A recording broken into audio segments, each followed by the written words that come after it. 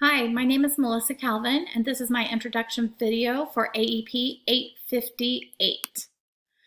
Some personal background information about me. I am from Osawatomie, Kansas, which is a small town about 45 minutes south of the Kansas City metro area. I'm the oldest of 3 children, and I went to school K-12 in Osawatomie, and I graduated from there in 1996. Our high school student body was 350 students, maybe. So there were 2 elementary schools, 1 middle school, and 1 high school. It was a rather small town. After graduating high school, I followed my high school sweetheart to Emporia State University. We were married in the summer of 98, so we're quickly approaching our 22nd wedding anniversary, which makes me sound really old, I'm realizing.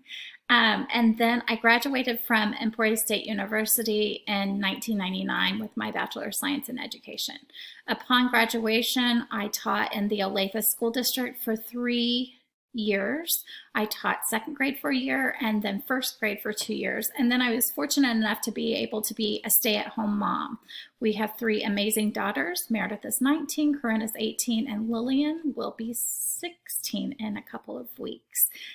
While I stayed at home, once our daughters got into the preschool at our church, then I became the preschool director and a teacher there before returning to public schools. My current position is I'm a 1st grade teacher at Chris McCullough Elementary in Shawnee Mission School District. Shawnee Mission School District is one of the larger districts in Johnson County. My particular school is not very diverse. 79% of the student body is white. Only 16% of our students qualify for free and reduced lunching, so it's a fairly affluent area. Looking at the scoring and the testing of our state assessments for math, English, and science, our students as a whole score above the state averages. When you break down our students into subgroups based on race and ethnicity, all of our subgroups still score above state averages. So we're very pleased with our student scores and their achievement. However, the one subgroup that does not meet or beat the state averages is our students with disability. And we score 8% and the state average is 14%. So that just indicates that we need to make some changes and improvement. My personal goal is to be a lifelong learner in order to provide my students an inclusive and nurturing environment. I feel like inclusive and accepting and all-encompassing is really important, especially in today's society and where we are right now as a country. I want to utilize best practices in person and virtually to offer engaging and relevant learning opportunities to my students. Boy, this last semester has been interesting teaching 1st grade virtually. My reasons. The reason I chose to become a reading specialist is because I feel like reading is an essential skill to be successful in life. If you are illiterate, everything in life is going to be a struggle. School, employment, driving, following instructions, directions, recipes, ordering from a menu, it's just going to be a challenge. I also felt that being a reading specialist would benefit my 1st graders. And the final reason that I would